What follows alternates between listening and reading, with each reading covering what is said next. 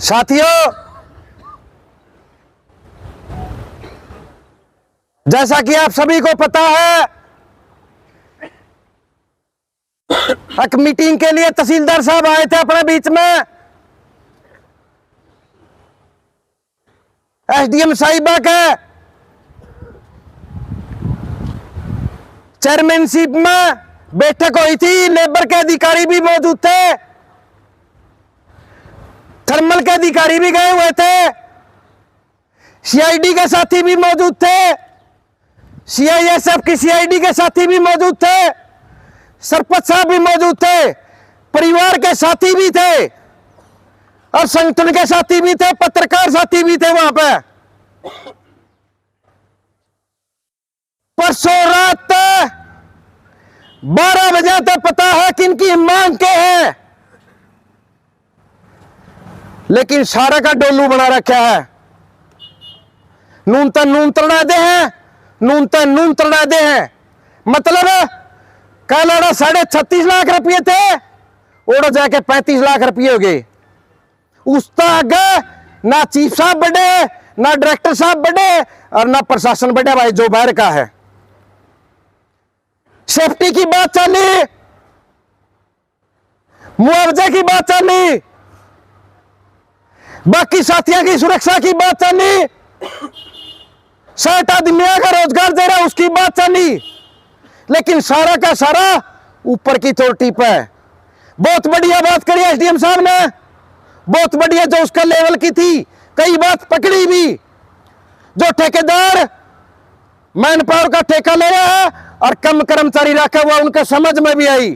एक अधिकारी लेबर का था, उसने भी बढ़िया बात करी, बोला जी ये ठीक कवा है। जो राखी गढ़ी का साथी है उसका ओश कहता, उसकी पेंशन बंच का थी, उसने सारा सौदा ये 9 महीने नहीं अटकना था। एक महीना तो बहुत गणा है। अगर एक अधिकारी इस थर्मल का उसका नोडल ऑफिसर था, नोडल ऑफिसर नियुक्त करे जाए तो ये सौदा 1 महीने के भीतर भीतर उसका परिवार ने मिलना था। ये साथी ठीक कह रहे हैं, लेकिन ये साथी कितने ठीक कहे जाओ, कितने बैठे रहो, इनका कोई असर नहीं। साथियों, आज भी मैं अपना बताना चाहूं, जो ये थर्मल के साथी बैठे हैं, सबसे ज्यादा मैं इन्हें आगाह करना चाहूं, क्योंकि हमारा एक तो गया, लेकिन आपका बीच में आज रोहतक रविंद्र हुड्डा, सरसत चरणजीत वर्मा, जीवन ठाकुर, खुशीराम, ये सारे आपका बीच में किस लिए आए? आपका साथ देने खातर आए, अपना परिवार के साथी। देखो दा मैं तो रिंकू का परिवार में क्या हालात है, डॉक्टर बड़े हैं लकड़े हैं, डॉक्टर बड़े हैं लकड़े हैं।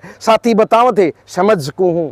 जिस परिवार में जवान मौत हो रही हो, उसकी मां ने घसी आंधी होगी, उसकी बेबे ने घसी आंधी होगी, लेकिन इस प्रशासन की सीआईडी आज भी मैं बताऊं, ऊपर खट्टर साहब दोहरी लग रिपोर्ट नहीं भेज रखी न, और एक तो मर लिया और सांझ लग 2-3 और मर लेंगे। अगर इनका कि मैं बहम हो, ये भी परिवार का गला बातचीत तो ये है। सीआईडी का साथी जो ऊपर रिपोर्ट करता हूं, एसपी साहब ने छोड़ के न, तो मैं ये भी कहूं, ये भी अगला निर्णय ये है। और एक मर गया, रिंकू गया, अगला देवीलाल मर जाएगा, तीसरा और कोई मर जाएगा। तो अगर आप लोगों के कुछ भी बहम हो, क्योंकि कोई आदमी मैंने जद भी कहा था, तहसीलदार साहब हमारी ईशा गला बात कराइए, जो नुकंदा हूं, मैं सरकार का नुमाइंदा हूं, या मैं यह चीज जो अपने चेयर स्पष्ट लिख रखी, हमारी कोई बड़ी मांग नहीं।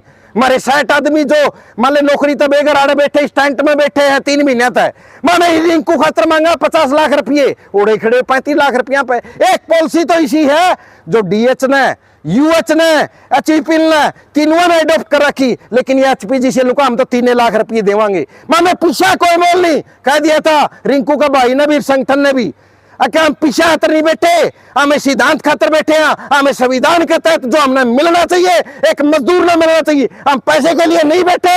ये भी मैं बताना चाहूं प्रशासन है, हम पैसे के लिए नहीं बैठे, हम एक व्यवस्था, जो खट्टर साहब विश्वकर्मा जयंती पर नारे लगा रहे थे, मैंने यह श्रमिकों के लिए ये कर दिया, हमने श्रमिकों के लिए ये घोषणा कर दी, हम उन घोषणाओं के लिए बैठे हैं, LWF खातर बैठे हैं, हम उन अधिकारा खातर बैठे हैं जो लेटर निकाला था। कोई भी साइट पर दुर्घटना घट जाए, कौशल का लेटर था, लेकिन कौशल भी लागू नहीं करा रिंकू पे, ठेकेदार पे था, लेकिन इसका जो परिवार का सदस्य जो बाकी जिले में जो है, एक साथी ने कौशल की नौकरी तो मिलनी चाहिए। लेकिन साथियों, कौशल की नौकरी की कोई मौजूदगी हमने कोई रिपोर्ट नहीं मिली। मैं सिर्फ आपने यह कहना चाहूं, एक तो साथी नूना गलत बैठे, मैं बार बार कहूं, वो रास्ता है, उस रास्ते ने आप छोड़ दो, उर्ली साइड बैठ जाओ, उर्ली साइड बैठ जाओ। अमित, आप सभी तो यह अपील है, परिवार ने भी फैसला कर लिया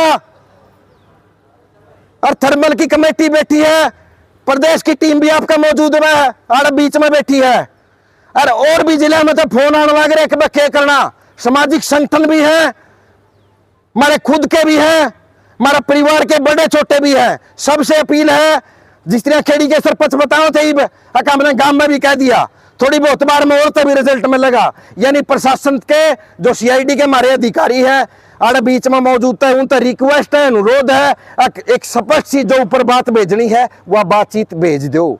यो आंदोलन चल रहा है, ईशान यो कदे यो ईब एक है और यो गला की फांस बन के आड़ा दो मर जाए। क्योंकि आड़ा अगली चीज बताऊं, अगर कोई छोटा मोटा लंदा हो भाई आंदोलन यहाँ पे अगला भी कर सका नहीं जगह तो केवरा तमदा भी करना पड़ जाए हमने न्याय खातर। क्योंकि हमें वह नहीं उस रोड पर बैठ जाएंगे या पुलिस का अधिकारी के गला में उलझा कुन भाई, वो भी मारे भाई हैं। क्योंकि थर्मल की गंदी राजनीति के शिकार हमें किसी पुलिसिया के सताए उड़े नहीं। हाँ, पुलिस का गला और हमने आपस में बढ़ाना चाहे है ये एचपीजीसीएल की मैनेजमेंट या सरकार, लेकिन हमें पुलिस का गला नहीं उलझना, हमने कोई भी व्यवस्था खराब नहीं करनी, हमने लड़ना है। हमारी लड़ाई जो गलत नीति है, एक मजदूर का शोषण हो रहा है, मतलब तलकर में बोलता हूं था एनटीपीसी में अगर उस बेल्ट के साथ पानी की फिटिंग है उसका कोला हटाने के लिए, तो आड़े क्यों नहीं भाई।